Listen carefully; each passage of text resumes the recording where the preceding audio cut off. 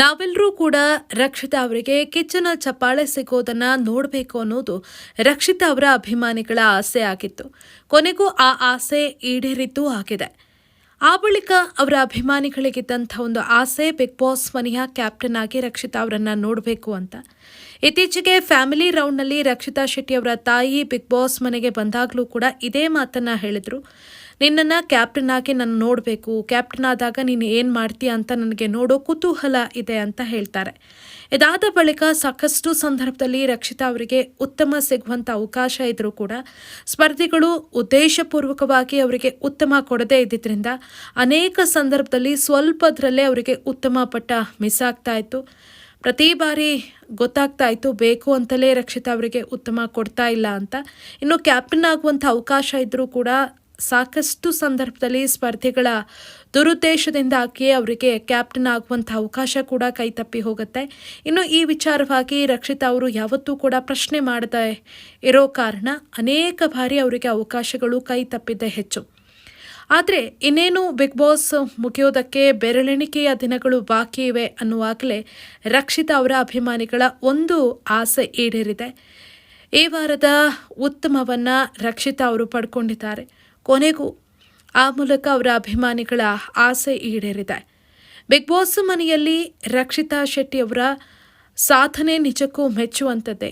ಆರಂಭದ ದಿನಗಳಿಂದ ಅವರನ್ನು ಟಾರ್ಗೆಟ್ ಮಾಡ್ತಾ ಇದ್ದ, ಅವರನ್ನು ಸಾಕಷ್ಟು ಅವಮಾನ ಮಾಡ್ತಾ ಇದ್ದಂಥ ವ್ಯಕ್ತಿಯೇ ಅವರನ್ನು ಮೆಚ್ಚುತ್ತಾರೆ, ಅವರ ಬಗ್ಗೆ ಒಂದಷ್ಟು ಒಳ್ಳೆಯ ಮಾತುಗಳನ್ನು ಹೇಳ್ತಾರೆ, ಉತ್ತಮ ಕೊಡ್ತಾರೆ ಅಂದರೆ ನಿಜಕ್ಕೂ ಅದು ದೊಡ್ಡ ಸಾಧನೆ ಅಲ್ವಾ?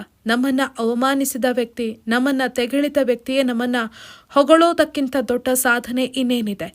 ನಿನ್ನೆ ಉತ್ತಮವನ್ನು ಕೊಡುವಂಥ ಸಂದರ್ಭದಲ್ಲಿ ಅಶ್ವಿನಿ ಗೌಡ ರಕ್ಷಿತಾ ಅವರಿಗೆ ಸಂಬಂಧಪಟ್ಟಂತೆ ಒಳ್ಳೊಳ್ಳೆ ಮಾತುಗಳನ್ನೇ ಹೇಳ್ತಾರೆ.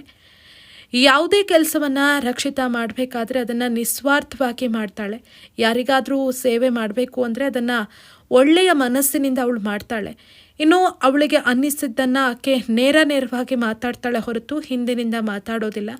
ಕಾರಣವನ್ನು ಕೊಡುವಾಗ ಆಕೆಗೆ ಭಾಷೆಯ ಸಮಸ್ಯೆ ಆದರೂ ನಾವು ಹೇಳುವ ಪದಗಳು ಅರ್ಥ ಆಗದೇ ಇದ್ದರೂ ಕೂಡ ಸಿಚುವೇಶನನ್ನು ಅರ್ಥ ಮಾಡಿಕೊಂಡು ಅವ್ರು ಯಾವ ರೀತಿ ಹೇಳೋದಕ್ಕೆ ಪ್ರಯತ್ನ ಪಡ್ತಾ ಇದ್ದಾರೆ ಅನ್ನೋದನ್ನು ಅರ್ಥ ಮಾಡಿಕೊಂಡು ಒಬ್ಬ ವ್ಯಕ್ತಿಯ ಮನಸ್ಸಿನ ಮಾತನ್ನು ಆಕೆ ಅರ್ಥ ಮಾಡ್ಕೊಳ್ತಾಳೆ.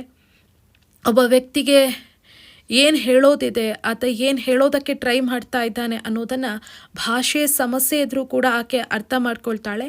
ಹಾಗೆ ಯಾರನ್ನಾದರೂ ಜಡ್ಜ್ ಮಾಡುವಂಥ ಸಂದರ್ಭದಲ್ಲಿ ಆಕೆ ಸರಿಯಾಗಿಯೇ ಜಡ್ಜ್ ಮಾಡ್ತಾಳೆ. ತುಂಬ ಆಳವಾಗಿ ಸಿಚುವೇಶನನ್ನು ಅರ್ಥ ಮಾಡಿಕೊಂಡು ಮಾತಾಡ್ತಾಳೆ.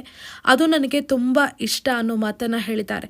ಇನ್ನು ಯಾರ್ದಾದ್ರೂ ಬಗ್ಗೆ ಆಕೆ ಒಪಿನಿಯನನ್ನು ಹೇಳಿದ ಬಳಿಕ ನಾನು ಆಕೆಯ ಆ್ಯಂಗಲಲ್ಲಿ ಥಿಂಕ್ ಮಾಡಿದಾಗ ನನಗೆ ಆ ವಿಚಾರ ಸರಿ ಅನ್ನೋದು ಅರ್ಥ ಆಗುತ್ತೆ. ಆಕೆ ಎಷ್ಟು ಆಳವಾಗಿ ಆ ವಿಚಾರವನ್ನು ಅರ್ಥ ಮಾಡಿಕೊಂಡು ಅವರಿಗೆ ಹೇಳಿದ್ದಾಳೆ ಅಂತ ನನಗನ್ಸತ್ತೆ.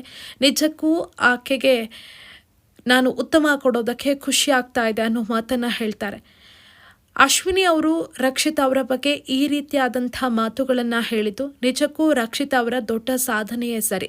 ಬಿಗ್ ಬಾಸ್ ಮನೆಯಲ್ಲಿ ರಕ್ಷಿತಾ ಅವರನ್ನು ಅತೀ ಹೆಚ್ಚು ಅವಮಾನ ಮಾಡಿದಂಥ ವ್ಯಕ್ತಿ ಅಶ್ವಿನಿ ಗೌಡ ಅವರೇ. ಇನ್ನೇನು ಸೀಸನ್ ಮುಗಿತಾ ಇದೆ ಅನ್ನುವಷ್ಟರಲ್ಲಿ ರಕ್ಷಿತಾ ಅವರನ್ನು ಹೊಗಳ್ತಾರೆ ಅಂದರೆ ರಕ್ಷಿತಾ ಅವರ ವ್ಯಕ್ತಿತ್ವ ಏನು ಅನ್ನೋದು ಅಲ್ಲೇ ಗೊತ್ತಾಗುತ್ತೆ. ಇನ್ನು ರಕ್ಷಿತಾ ಅವರ ಜೊತೆ ಸದಾ ಕಿತ್ತಾಡಿ ಅವರನ್ನು ಟಾರ್ಗೆಟ್ ಮಾಡ್ತಾ ಇದ್ದಂಥ ಧ್ರುವಂತ್ ಅವರಿಗೆ ಅಶ್ವಿನಿ ಗೌಡ ಅಷ್ಟು ಕ್ಲೋಸ್ ಆಗಿದ್ರೂ ಕೂಡ ಅವರು ಅದ್ಯಾವುದನ್ನೂ ಕೂಡ ಲೆಕ್ಕಿಸದೆ ಈ ವಿಚಾರವನ್ನು ನಾನು ಹೇಳಲೇಬೇಕು, ಇನ್ನು ಮುಂದೆ ನನಗೆ ಹೇಳೋದಕ್ಕೆ ಅವಕಾಶ ಸಿಗೋದಿಲ್ಲ, ಸೀಸನ್ ಮುಗ್ದು ಹೋದರೆ ನನಗೆಲ್ಲೂ ಕೂಡ ಅವಳ ಬಗ್ಗೆ ಮಾತನಾಡೋದಕ್ಕೆ ಸಿಗಲ್ಲ ಅಂತ ಅಂದ್ಕೊಂಡು ಎಲ್ಲವನ್ನ ಕೂಡ ಹೇಳಿಬಿಡ್ತಾರೆ. ಆದರೆ ರಕ್ಷಿತಾ ಅವರಿಂದ ಹೆಚ್ಚು ಕೆಲಸವನ್ನು ಮಾಡಿಸ್ಕೊಂಡಂತಹ, ತಮ್ಮ ಕಾಲು ಬುಡಕ್ಕೆ ಎಲ್ಲ ಸೇವೆಯನ್ನು ಒದಗಿಸುವಂತೆ ಮಾಡಿದಂತಹ ಸ್ಪಂದನ ಇರ್ಬೋದು, ಕಾವ್ಯ ಇರ್ಬೋದು, ಇವ್ರು ಯಾರೂ ಕೂಡ ರಕ್ಷಿತಾ ವಿಚಾರಕ್ಕೆ ಸಂಬಂಧಪಟ್ಟಂತೆ ಒಳ್ಳೆಯದನ್ನು ಮಾತಾಡೋದಿಲ್ಲ. ಈ ವಾರ ಅಂತೂ ರಕ್ಷಿತಾ ಶೆಟ್ಟಿ ಅವರಿಗೆಲ್ಲರಿಗೂ ಕೂಡ ಎಷ್ಟು ಸೇವೆ ಮಾಡಿದ್ದಾರೆ ಅನ್ನೋದನ್ನು ಲೈವ್ನಲ್ಲಿ ನೋಡಿದವರಿಗೆ ಗೊತ್ತಿರುತ್ತೆ. ಹೇಗಿದ್ದರೂ ಕೂಡ ಅವರು ಆಕೆಗೆ ಉತ್ತಮ ಕೊಡುವಂಥ ಮನಸ್ಸು ಮಾಡೋದಿಲ್ಲ.